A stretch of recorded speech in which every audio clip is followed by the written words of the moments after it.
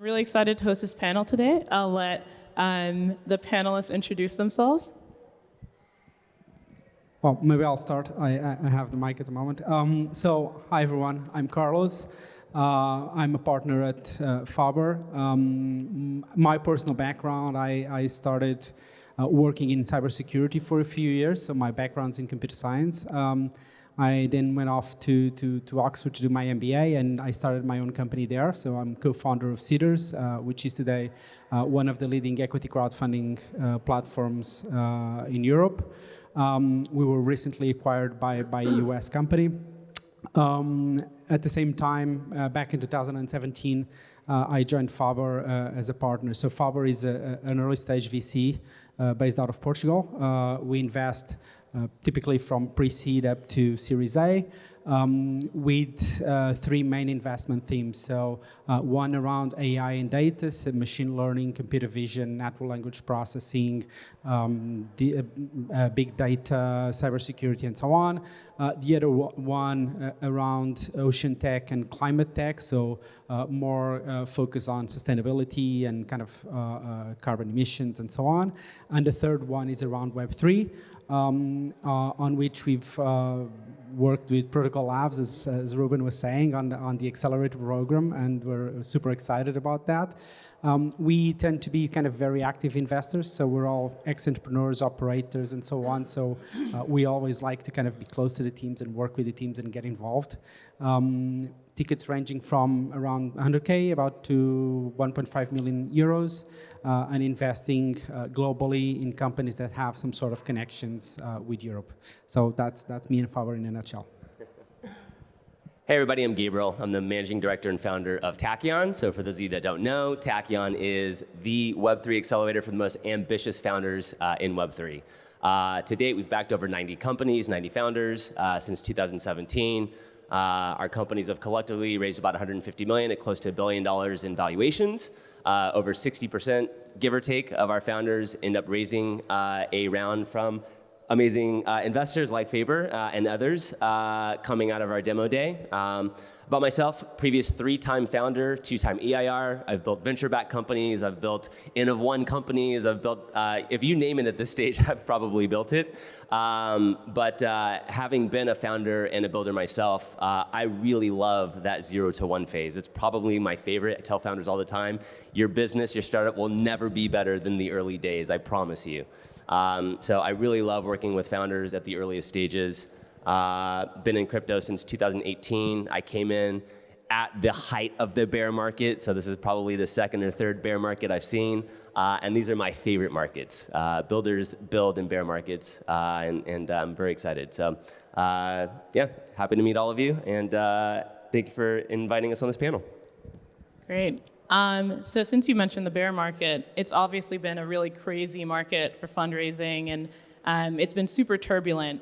Crunchbase data shows that VC funding has gone down 37% year over year in the third quarter alone. And so I'd love to hear from you guys if, on your end and from your perspective, if you've been seeing a lot more hesitance from investors to really deploy capital right now. Let's start with you, Carlos. Carlos? Yeah, go for it. Yeah, I mean, from our perspective, I mean, when the market started to tank, there was definitely kind of a bit of a freeze for a bit, trying to understand where the market was going or not. I mean, what we've seen in other investors is that people are a little bit more conscious in terms of looking at the underlying value of the companies and the underlying value potentially being created. I wouldn't say that the good companies are not getting funded. I think the good companies, regardless of the market, they get funded, and investors want to invest. I would say that companies that are kind of purely created on hype and where investors kind of sometimes struggle to see the value, but they have a kind of a bit of a guesswork that eventually it will come. Those are the ones that are suffering the most in a bear market. But otherwise, I mean, there was a bit of a reduction on the amount of investment, but I think that there's still a lot of investment, and sometimes I would even say more investment going to the good companies. From a VC perspective, if you have the dry powder to invest, now is a great time to invest. I mean, good companies are still good companies. The value is still there, but the valuations are a little bit more sane. So if you have the dry powder, like now is a perfect time to invest. Yeah, I mean, I don't know that I'm going to add a whole lot, but markets like this one and the founders that I like to back love markets like this. This is where all the noise gets turned way down, all the weak hands get flushed out of the market, and all the mercenaries are completely gone. This is where the true missionaries, the true builders, the ones who really believe in the future of Web3, these are the ones that roll up their sleeves and get to fucking work. These are the moments that I like. These are the moments that the founders that I back like. These are the ones where we get our hands dirty and start building the next leg of what the next bull cycle is going to look like. So like, if you look at the last bear market, amazing companies came out of that bear market. That's where we got companies like Aave, Protocol Labs, we got companies like Uniswap, and so like the things that I'm starting to see right now, what many of you probably in this room are building, I think are going to be like the next really big leg of what we see in Web3. So no, we don't see any slowing down. In fact, Tachyon, we're doubling down right now. We're scaling up our business. We're trying to figure out how we back even more founders because we know that this is the time where true founders get to work. All the noise is getting dialed down and going away. So no, I'm not seeing any slowdown in the investment activity at all. In fact, really smart investors know that this is the time that you back really ambitious founders and let them go execute. And just to add to that, on the point about dry powder, like just factually, there's so much capital that's still on the market. I mean, we all saw those like eye-popping like fundraising rounds from like Andreessen with their $4.5 billion fund and Electric with their $1 billion fund. And there are so many other announcements just like that. And that's just dedicated capital for Web3, and those funds have to deploy it in kind of a 2-year cycle. So if I was a founder right now, I'd be very excited about the opportunity and all the capital that's around. I'd also love to talk about Web3 business models and how you're seeing some of them shift or how you're seeing founders adapt with the current market. Yeah, I think that Ruben was talking about this earlier. The days of like a token go up, win moon, those are gone. And so now it really comes down to the difference between a project and a startup is a customer. What are you building for your customers and users? What do they need? What problems are you solving for them? And are they willing to part with their valuable time and or capital, fiat, crypto, or otherwise, in exchange for the problem that you're solving?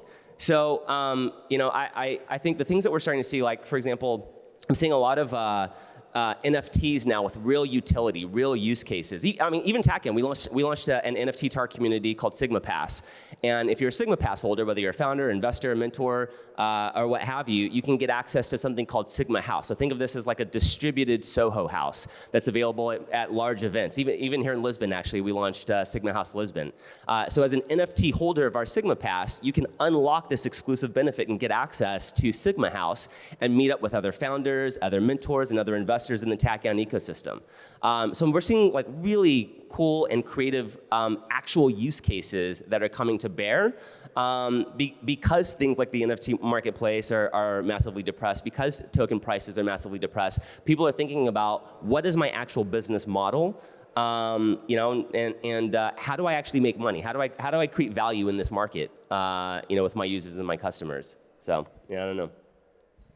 No, I'm just going to reinforce what Gabriel just said. I mean, at the end of the day, I think the main difference between kind of a year ago and right now in terms of the business model within the Web3 world is that people actually think about business models, which is nice for a change.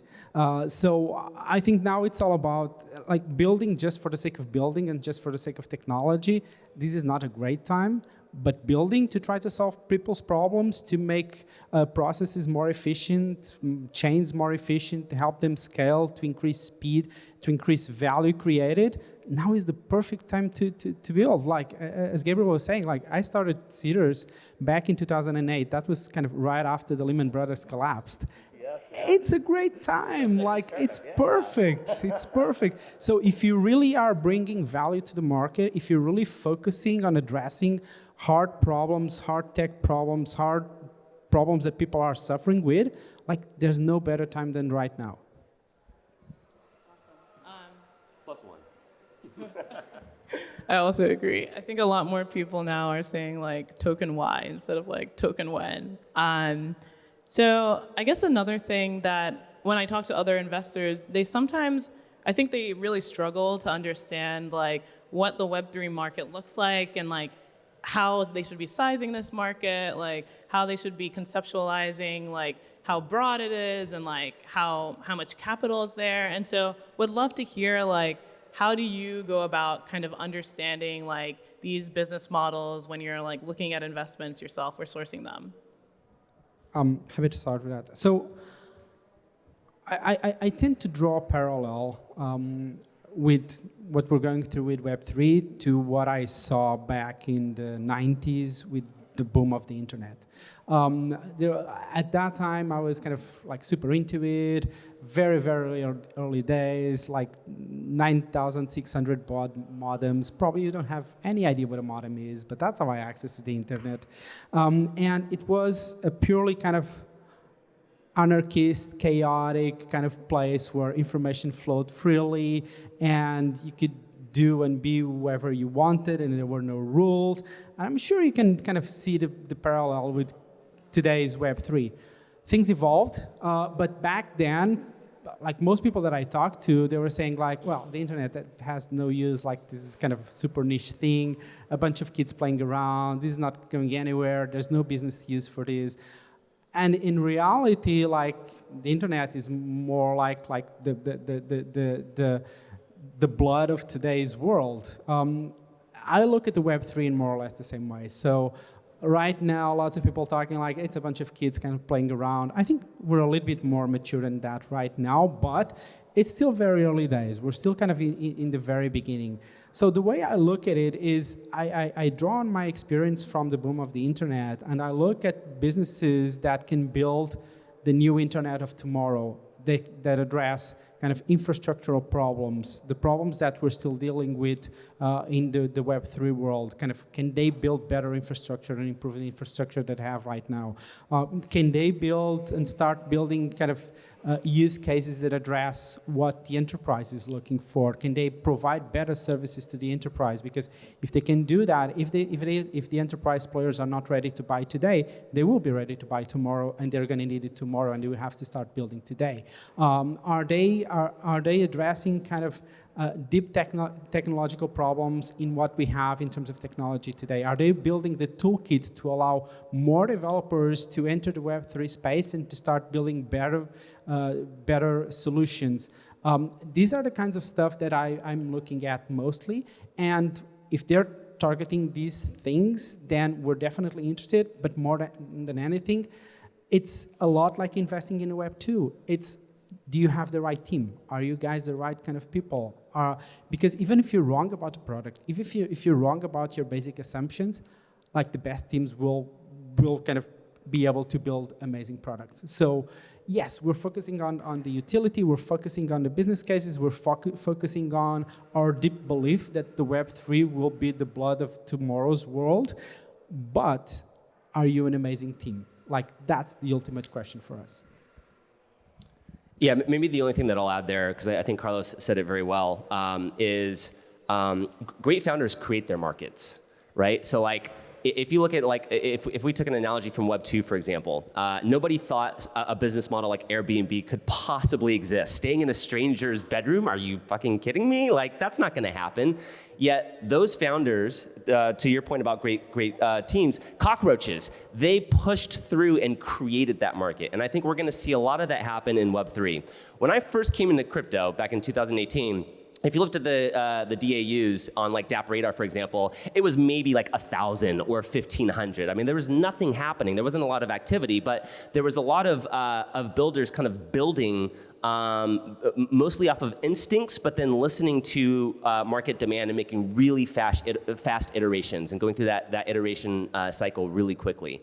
So I think really good founders end up creating their market. They end up creating, there's a little bit of instinct there, but they can sense the customer demand and they push through and try to figure it out until they create something that customers and users actually want. I think we're going to see a lot of that in Web3. I'm very excited about some of the newer use cases that are now starting to come along. Maybe we'll talk about that in a little bit later, but But yeah, it's I think great founders end up creating their markets.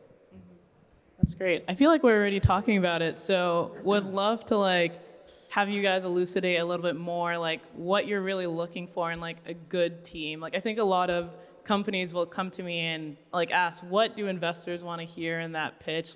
What do they want to see from the founding team? And I think we're kind of hearing that already. You want them to be cockroaches, you want them to be really hustlers, but would love to hear more from you. Yeah, for us, we are only making a founder bet. The companies that come through Tachyon, I would say 50 to 60% of them make some kind of a pivot over that 12 weeks.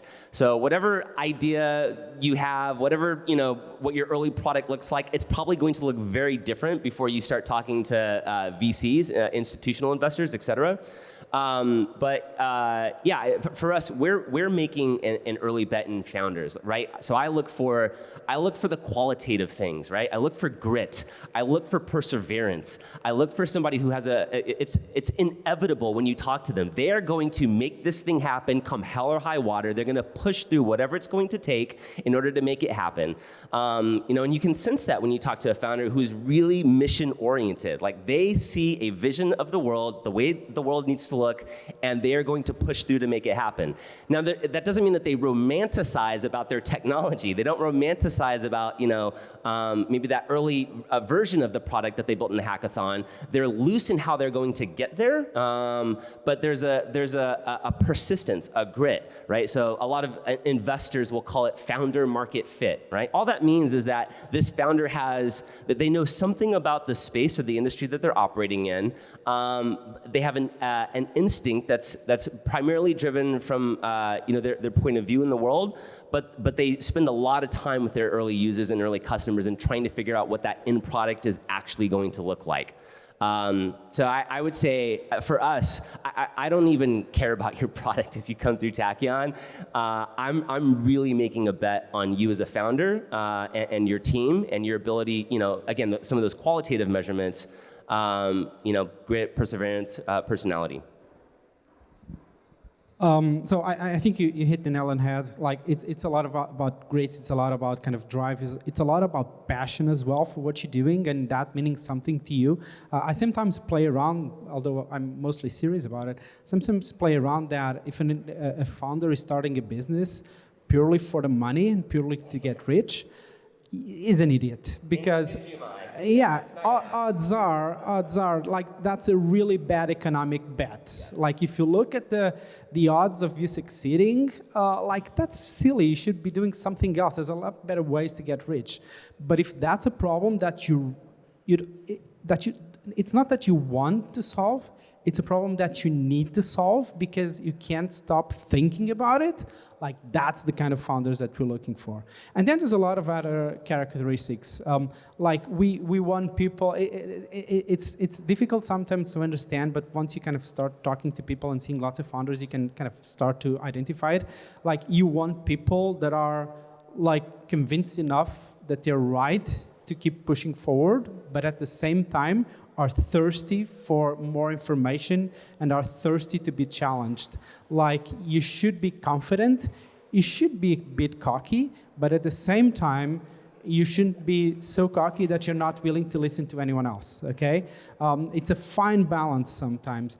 You want someone that is gonna kind of keep pushing through and will never change their mission, but is willing to change everything else, business model, the market, the way they're solving the problem, because everything else can be changed and sometimes should be changed, but your mission should be your mission. That's the thing that they fall in love with. You don't fall in love with technology, and I'm a technologist. I love technology, but that's not the reason you are addressing the problem. You should be focusing on a mission. If you're passionate about the mission, everything else can change because you're kind of optimizing for the mission.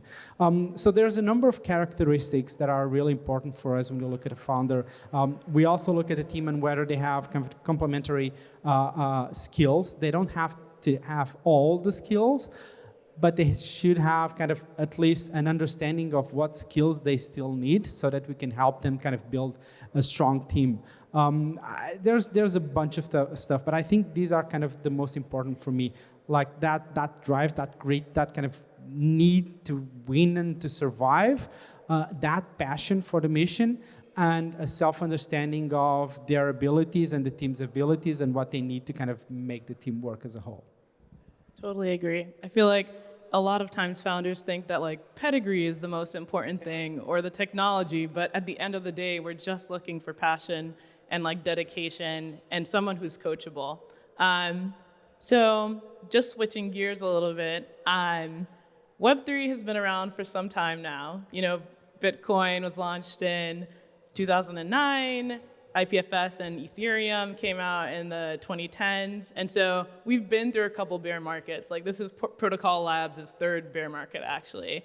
So I would love to hear more about some of the use cases that you think have found product market fit at this stage and that have kind of like gone into the mainstream. So honestly, I'm usually more interested in the use cases that have product market fit, but they're non-mainstream. So it's while in Web 2, we always talk about product market fit, and we measure that a lot by market adoption. So if your clients are buying it, then yeah, there's a clear signal that you fit product market fit. I'm a strong believer that within the Web3 world, due to its still lack of maturity and lack of understanding by most of the big players, most of the big enterprises, most of the big consumers, you can actually hit product market fit without having that sort of adoption. And from our perspective, that's a great timing to invest because, yeah, the value is there, and you can either on a theoretical level or on a practical level show that you have something that people need, but you're not growing as fast as you should just because the market is still not ready. If we see that there's a path to get to that, yeah, we still want to back you because you're still going in that direction. And there are a number of use cases where we see that, like Protocol Labs is actually kind of a great example of that, like file storage and data storage. Like the mainstream is still using Amazon Cloud, and it's still using kind of solutions from Microsoft and from Google, but it's very clear to me that there's huge product market fit, and that's going to explode. Same thing with distributed computation.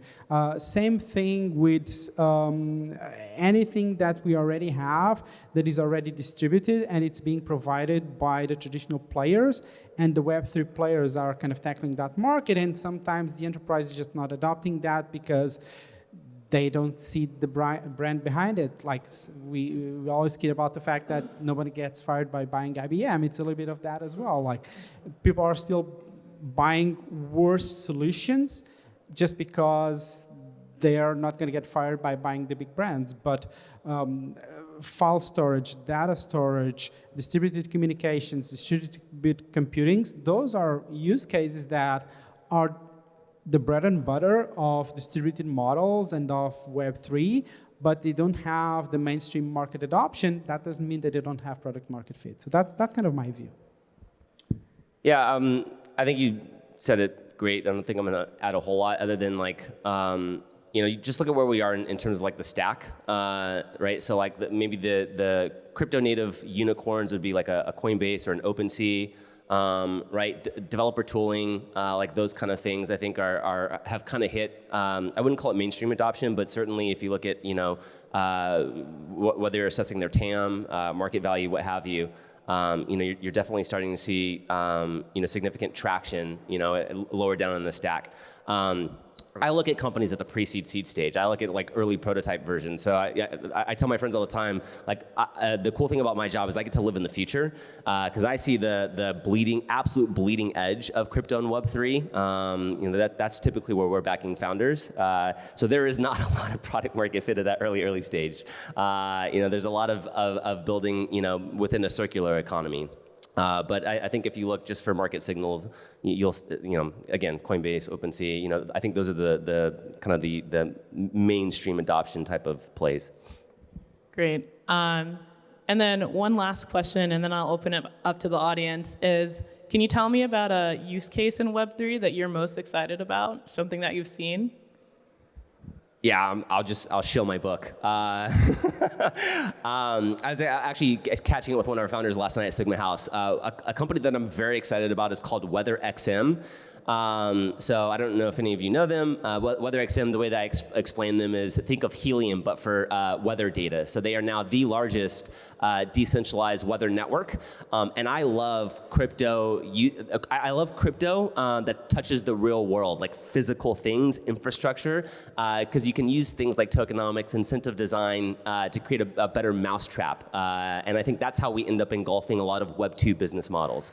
So WeatherXM is a very exciting company. These guys rolled up their sleeves, built hardware for 7 years, and then layered on a token design, an incentive token design. So if you have one of their weather stations, you can start capturing your local weather data and then put that weather data on their network. And then large insurance companies, large energy companies can use that hyper-local data for their business models, and you as a provider of that data get to participate in the upside alongside of the WeatherXM community. So I'm very excited about those type of things.